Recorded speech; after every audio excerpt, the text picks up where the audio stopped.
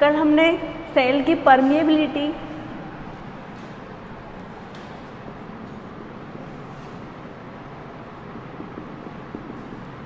और ऑस्मोसिस के बारे में बात की थी। मीन्स किसी भी प्लांट सेल की पारगम्यता और उसके परासरण के बारे में हमने कल बात की थी। आज हमारा नया टॉपिक है absorption of water, means plants द्वारा अवशोषित किया जाने वाला जल।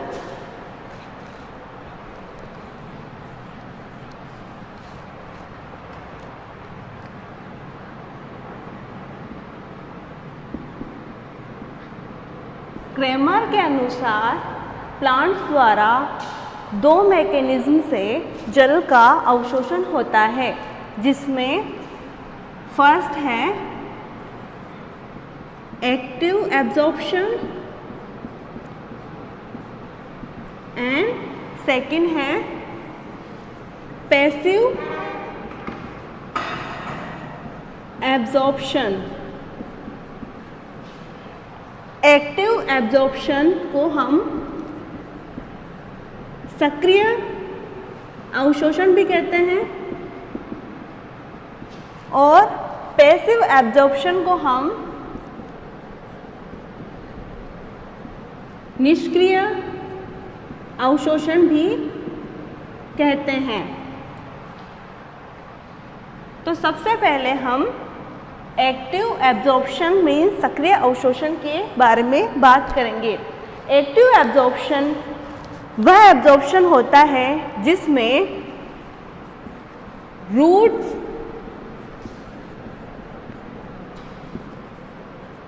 रूट हेड्स द्वारा जल का अवशोषण करती है। मीन्स सक्रिय अवशोषण उस अवशोषण को कहते हैं जिसके अंतर्गत रूट हेड्स के द्वारा जल का अवशोषण करती है।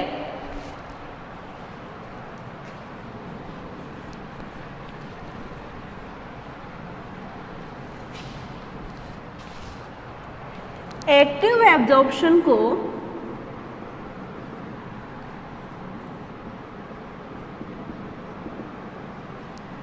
दो भागों में डिवाइड किया गया है।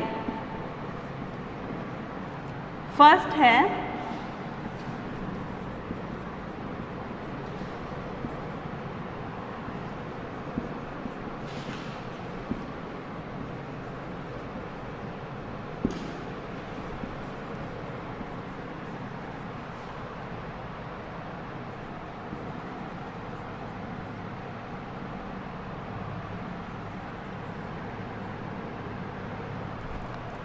है active absorption of water through osmotic mechanism and second one is active absorption of water through non osmotic mechanism. So absorption of water Kramer ने बताया। इसके अनुसार प्लांट्स में होने वाली अवशोषण प्रक्रियाएं दो प्रकार की होती है, एक्टिव एंड पैसिव। एक्टिव को हम सक्रिय अवशोषण कहते हैं और पैसिव को हम निष्क्रिय अवशोषण कहते हैं। सक्रिय अवशोषण किसे कहते हैं? प्लांट्स में रूट हेड्स के द्वारा जल का अवशोषण एक्टिव अवशोषण कहलाता है। यह दो प्रकार का होता है, active absorption of water through osmotic mechanism and active absorption of water through non osmotic mechanism. जो active absorption of water through osmotic mechanism होता है, इसके बारे में सबसे पहले ड्यूटेरोचिक ने बताया। इसके अकॉर्डिंग प्लांट्स में सामान्य ऑस्मोसिस की प्रक्रिया द्वारा जल का अवशोषण होता है और जो प्लांट की रूट्स होती हैं वो ऑस्मोस्कोप की तरह कार्य करती है।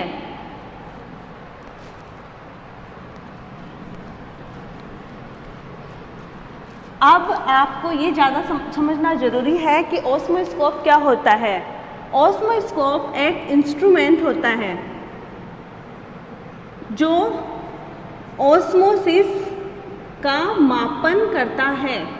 तो ड्यूटेरोचेट के अनुसार रूट्स एक ऑस्मोस्कोप की तरह कार्य करती है और ऑस्मोसिस के प्रोसेस के थ्रू वो जल का अवशोषण करती है।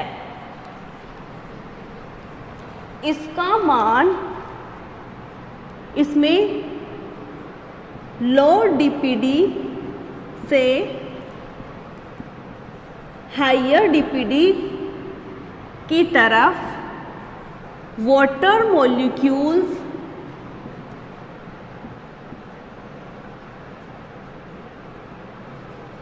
का बहाव होता है। फर्स्ट थिंग तो ये कि इसमें लोअर डीपीडी से हायर डीपीडी की तरफ वाटर मॉलिक्यूल्स का बहाव होता है। सेकंड पॉइंट ये कि इसमें एटीपी के रूप में ऊर्जा की आवश्यकता नहीं होती है। थर्ड है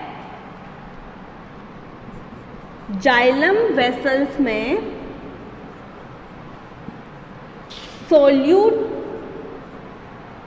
की संचयन से इसमें डीपीडी का मान हाई हो जाता है, जिसके फलस्वरूप रूट्स वाटर मॉलिक्यूल्स को अट्रैक्ट करती है।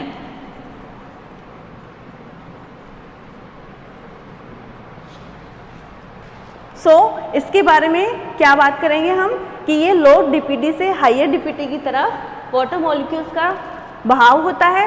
वाटर एटीपी के रूप में ऊर्जा की आवश्यकता नहीं होती है। जब जाइलम वेसल्स में सोल्यूट का संचयन हो जाता है तो डीपीडी का मान बढ़ जाता है और रूट्स वाटर मॉलिक्यूल्स को अट्रैक्ट करती है। उसके बाद में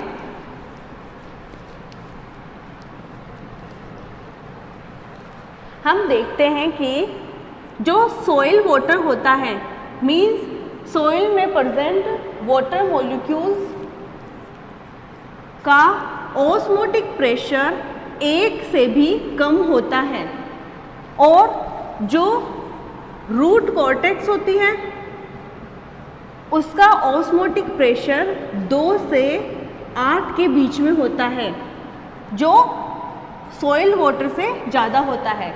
अब इसका ओपी कम होगा तो इसका, कल हमने बात की थी वाटर पोटेंशियल, तो इसका वाटर पोटेंशियल रूट कॉर्टेक्स से कम होता है, जिसके कारण रूट हेयर्स एंडोडर्मिस, उसके बाद में कॉर्टेक्स, रूट हेयर्स, एपिडर्मिस, उसके बाद में कॉर्टेक्स, फिर एंडोडर्मिस और फिर जाइलम एंड पेरिसाइकिल। तो इसमें जल का बहाव कुछ इस तरह होगा कि वाटर मॉलिक्यूल सबसे पहले रूट हेयर्स में एंटर करेंगे, उसके बाद में एपिडर्मिस में, फिर कॉर्टेक्स में, कॉर्टेक्स से होते हुए एंडोडर्मिस और एंडोडर्मिस के बाद में वो पेरिसाइकिल में एंटर करेंगे एंड देन आफ्टर जाइलम में। और एक सेल से दूसरी सेल में वाटर पोटेंशियल ग्रेडियंट की हेल्प से वो ट्रांसफर हो जाएंगे। इस तरह इस प्रक्रिया में जल का अवशोषण होता है। अब इसके नेक्स्ट टॉपिक की बात करते हैं। Active absorption of water through non osmotic mechanism. इस प्रोसेस को सबसे पहले क्लार्क, थिमन एंड बेनेट ने दिया। यह ऑस्मोसिस के रूल्स को फॉलो नहीं करता है और इसमें वाटर मॉलिक्यूल्स का प्रवाह हाई डीपीडी से लोअर डीपीडी की तरफ होता है। यह क्रिया ऊर्जा की उपस्थिति में होती है। मीन्स इस क्रिया को करने के लिए इसमें ऊर्जा की आवश्यकता होती है। ये ऊर्जा श्वसन से प्राप्त होती है। मीन्स जब प्लांट्स में ऑक्सीजन की उपस्थिति में श्वसन होगा तो उससे एटीपी रिलीज होंगे। उस एटीपी की उपस्थिति में इसमें जल अवशोषण होता है। तो अगर प्लांट में श्वसन की दर कम है तो उसमें वाटर एब्जॉर्प्शन भी कम होगा और अगर हम उसे ग्रोथ हार्मोन्स देते हैं तो उसकी उपस्थिति में रेस्पिरेशन रेट बढ़ेगी और जब रेस्पिरेशन रेट बढ़ेगी तो ऑटोमेटिकली वाटर ऑब्जॉर्प्शन बढ़ेगा। ठीक है।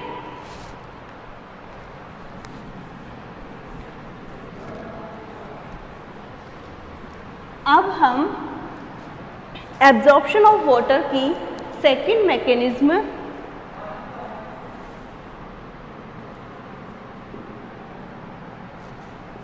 पैसिव एब्जॉर्प्शन के बारे में बात करेंगे। पैसिव एब्जॉर्प्शन मीन्स निष्क्रिय अवशोषण।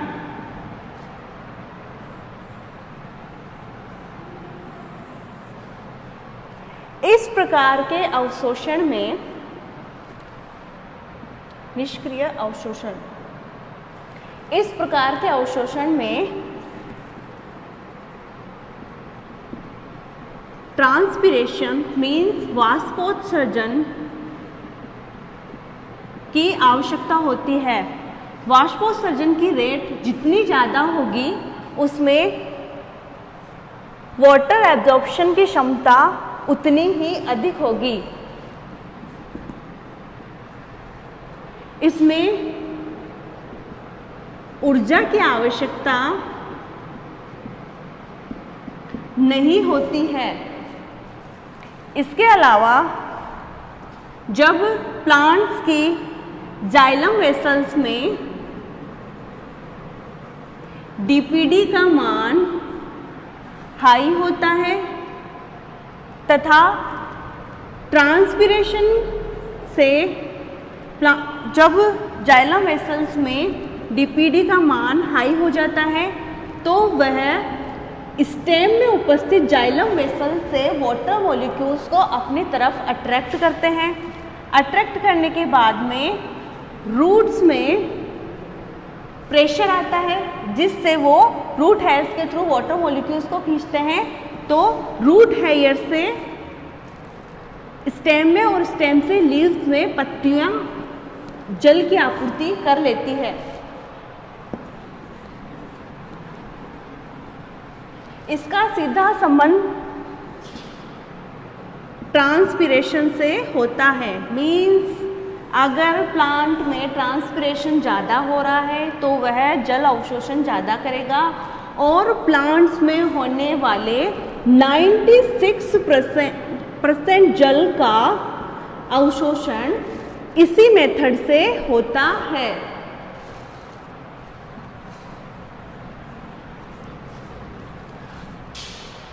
अब हम इनमें डिफरेंस की बात करेंगे। इधर लिख देंगे एक्टिव और इधर पैसिव।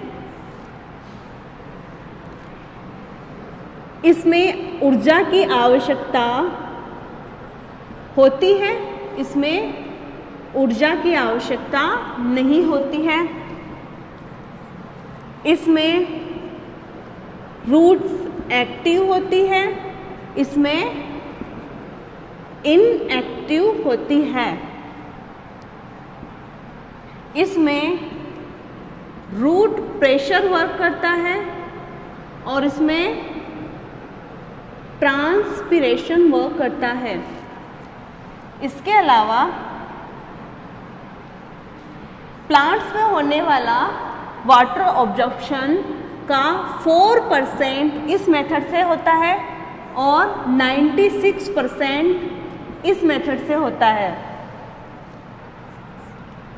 यह 2 टाइप से कंप्लीट होता है, यह 1 टाइप से कंप्लीट होता है।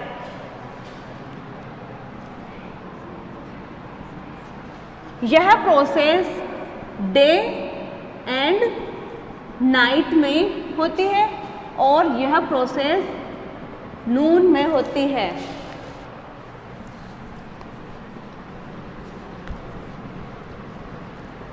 अब है वाटर एब्जॉर्प्शन को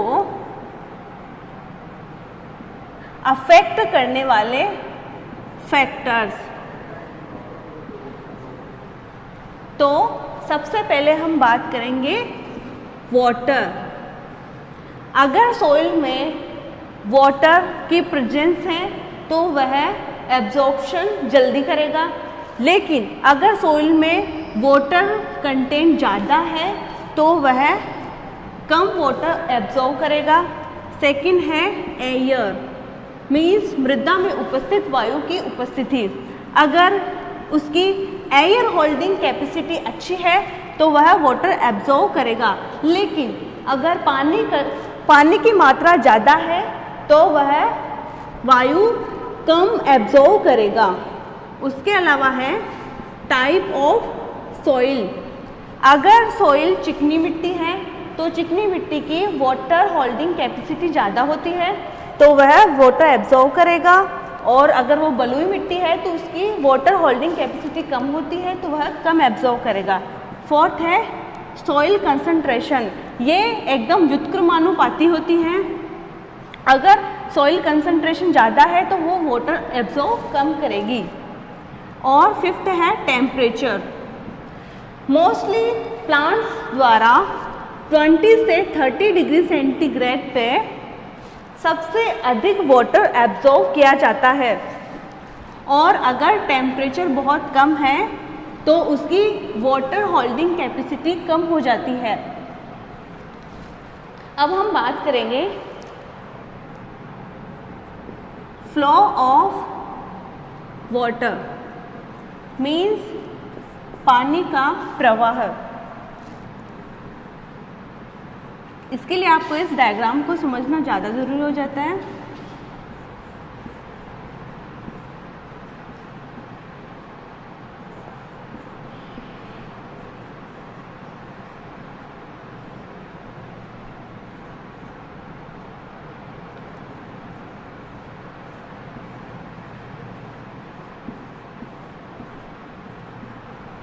मान लो ये हैं root hairs,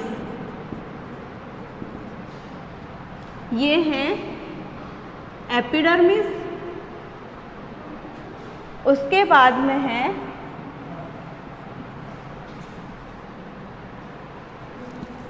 cortex and endodermis, और यह है पेरिसाइकिल, और यह है जाइलम।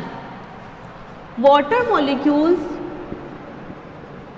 रूट हेयर्स में प्रवेश करते हैं, उसके बाद में वो एपिडर्मिस में जाएंगे, उसके बाद में वो कॉर्टेक्स की सेल्स को भेदते हुए एंडोडर्मिस में एंटर करते हैं। एंडोडर्मिस के बाद में वो पेरिसाइकिल पे, और पेरिसाइकिल से जाइलम से, और जाइलम से फिर अदर सेल्स में वो प्रवेश करते हैं। इस तरह जल का अवशोषण होता है।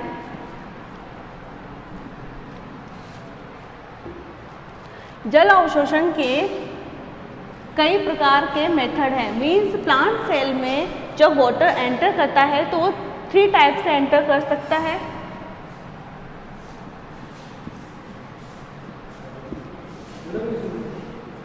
एपोप्लास्ट,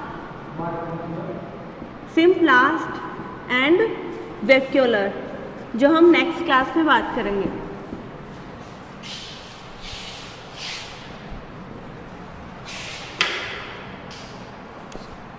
सर बीच सर हुई तो नहीं, लेकिन मुझे लगा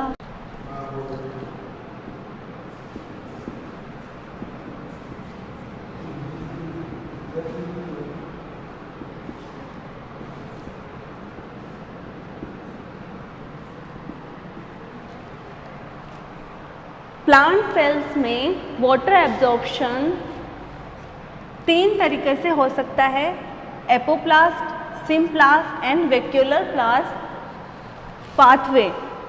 एपोप्लास्ट, इसके लिए सबसे पहले आपको एक डायग्राम को समझना ज़्यादा ज़रूरी है।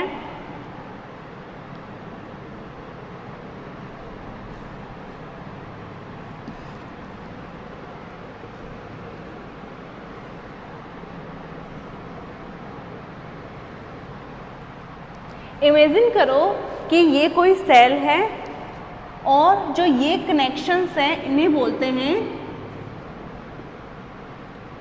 प्लाज्मोडेस्मा। प्लाज्मोडेस्मा वे होते हैं, वे इंटरकनेक्शंस होते हैं जो एक सेल से दूसरे सेल में साइटोप्लाज्म के कनेक्शन को बनाते हैं। ये जनरली या यूँ बोले मुख्यतया प्लांट सेल्स में ही पाए जाते हैं। ये है वैक्यूल, ये है सेल वॉल,